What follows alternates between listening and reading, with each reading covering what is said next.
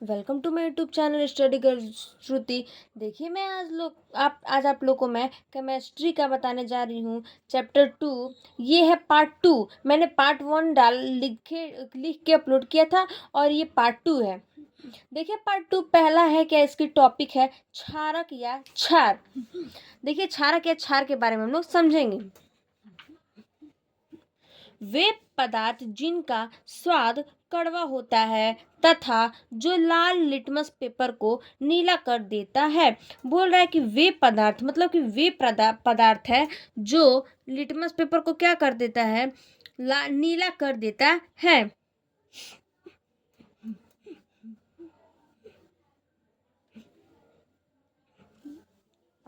उसको हम लोग क्या बोलते हैं, क्षारक बोलते हैं।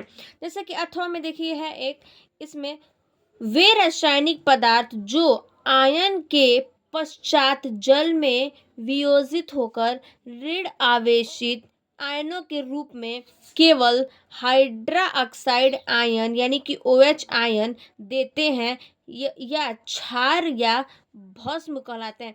बोल रहा है कि वे रासायनिक पदार्थ जो आयन के पश्चात क्या करते हैं, जल में वियोजित होकर यानी कि ऋण आवेशित आयनों को क्या करता है, रूप में हाइड्रा ऑक्साइड को आयन को क्या करता है, ये आयन को क्या करता है, देता है। और इसको हम लोग क्या बोलते हैं, क्षार या भस्म कहते हैं।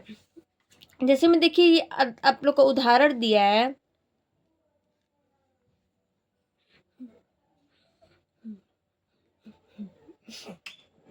जैसे में देखिए उदाहरण दिया है साबुन। जैसे नोट दिया है यहाँ पे, देखिए साबुन के बारे में।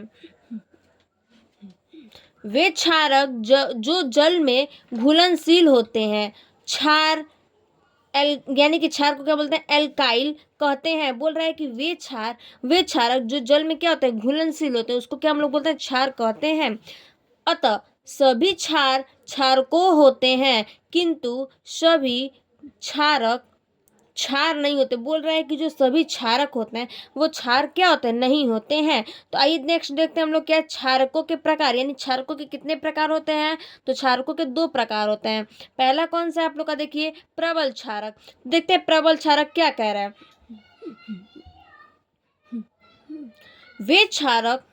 वे क्षारक जो जल में वियोजित होकर पूर्ण रूप से या आयनित होकर हाइड्रा ऑक्साइड आयन देते हैं। बोल रहा है कि वे जो क्षारक जो जल में क्या होता है, वियोजित होकर पूर्ण रूप से क्या करता है, आयनिक हाइड्रोजन आयनित होकर क्या करता है, हाइड्रा ऑक्साइड आयन देते हैं। उसको हम लोग क्या बोलते हैं, प्रबल क्षार कहलाते हैं। जैसे देखिए एग्जाम्पल में दिया आप लोग को,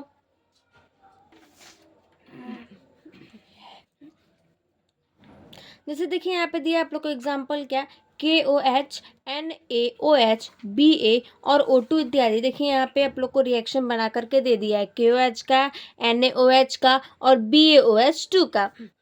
वैसे दूसरा है क्या, दुर्बल क्षारक। तो देखिए दुर्बल क्षारक क्या है, वे क्षारक जो जल में पूर्णतः वियोजित नहीं होते हैं, उसको क्या बोलते हैं हम लोग, दुर्बल क्षारक कहते हैं। जैसे में क्या है, जैसे कि देखिए दिया है AlOH और 3NH4OH। ऐसे यहाँ पे दिया है, देखिए यहाँ पे अपना रिएक्शन करके यहाँ पे दिखा दिया है, दोनों का रिएक्शन करके, दोनों जो एग्जाम्पल है दोनों का क्या क्या रिएक्शन करके यहाँ पे दिखाया है। नेक्स्ट टॉपिक देखते हैं क्या, नेक्स्ट टॉपिक है आप लोग का क्षारक के भौतिक गुण। तो आइए लोग देखते हैं क्या क्षारक के भौतिक गुण क्या क्या है। देखिए क्षारकों के भौतिक गुण में पहला क्या है, क्षारक जल में विलय तथा स्वाद में तीखे और कड़वे होते हैं। बोला जो क्षारक जल होता है वो विलय होता है और वो स्वाद में क्या होता है, तीखे होते हैं और कड़वे होते हैं।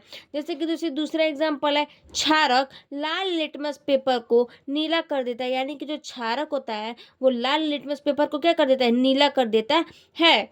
तीसरा है, क्षारक स्पर्श करने पर साबुन के समान चिकने होते हैं। बोला जो क्षारक होता है उसको स्पर्श करने पर कैसा होता है, साबुन के समान कैसा होता है, तो चिकने चिकने क्या होता है, चिकने होते हैं।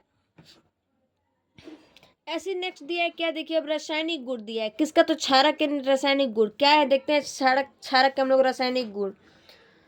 क्षारक के रासायनिक गुण है पहला धातुओं के साथ अभिक्रिया, देखिए धातुओं के साथ क्या करा, अभिक्रिया करा रहा है।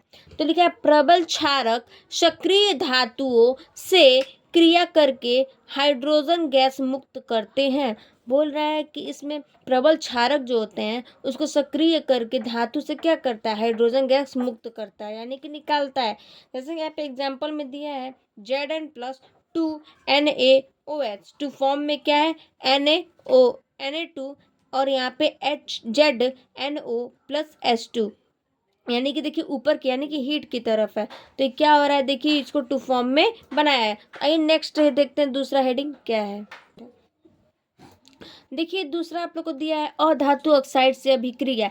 अधातु ऑक्साइड से अभिक्रिया क्या कह रहा है, क्षारक धातु ऑक्साइड से अभिक्रिया करके लवण तथा जल बनाते हैं। बोला जो क्षारक ऑक्साइड होता है उसे क्रिया करके क्या बनाता है, लवण या जल बनाते हैं। यह अभिक्रिया अधातु के ऑक्साइडों की अम्लीय प्रकृति को सिद्ध करती है। बोल रहा है कि ये जो अभिक्रिया होती है धातु की ऑक्साइडों की क्या होती है, अम्लीय प्रक्रिया क्या होती है, सिद्ध करने की क्या करती है, सिद्ध करती है। जैसे एग्जांपल में देखिए यहाँ पे दिया है CO2+CaOH2, देखिए यहाँ पे दिया है, यहाँ कार्बन डाइऑक्साइड क्या बना दिया है, क्या कैल्शियम ऑक्साइड का, यहाँ क्या बताया कैल्शियम कार्बोनेट दोनों को मिला करके।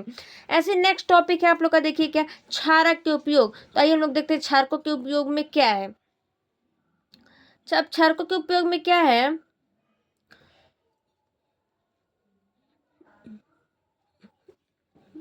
बोल रहा है पहला साबुन तथा धावन सोडा में यानी कि जो साबुन है उसको धावन सोडा में करने के लिए।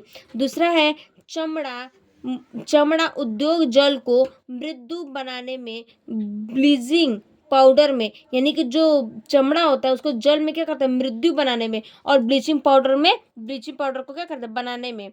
ऐसी नेक्स्ट टॉपिक है देखिए आप लोग का उदासीनकरण अभिक्रिया। आइए देखते हैं उदासीन अभिकरण क्रिया क्या कह रहा है। जैसे देखिए दे रहा है उदासीन अभिकरण क्रिया, अम्ल क्षारक या धातु ऑक्साइड से क्रिया करके उनके प्रभाव को नष्ट कर देते हैं। बोल रहा है वो मतलब जैसे बोल रहा है कि अम्ल क्षारक और धातु ऑक्साइड है जो क्रिया करके क्या करता है, नष्ट कर देता है तथा लवण और जल का निर्माण होता है। बोल रहा है तो इसमें क्या होता है, लवण का और जल का क्या होता है, इसमें निर्माण होता है। लवण तथा जल बनाने की क्रिया को हम लोग क्या कहते हैं, उदासीनकरण कहते हैं। जैसे कि यहाँ पे देखिए आप लोग एग्जांपल में दिया HCl और NaOH, यानी कि अम्ल और क्षारक हो गया, और यहाँ पे NaCl+H2 यानी कि लवण और जल हो गया। तो ये आप लोग का क्या उदासीन का अभिक्रिया का क्या अभिक्रिया करा दिया है, इसका एग्जाम्पल है। और जो लवण और जल को निर्माण करते हैं उसको हम लोग क्या बोलते हैं, उदासीनकरण बोलते हैं। चलिए नेक्स्ट देखते हैं अगले वीडियो में। Thank you.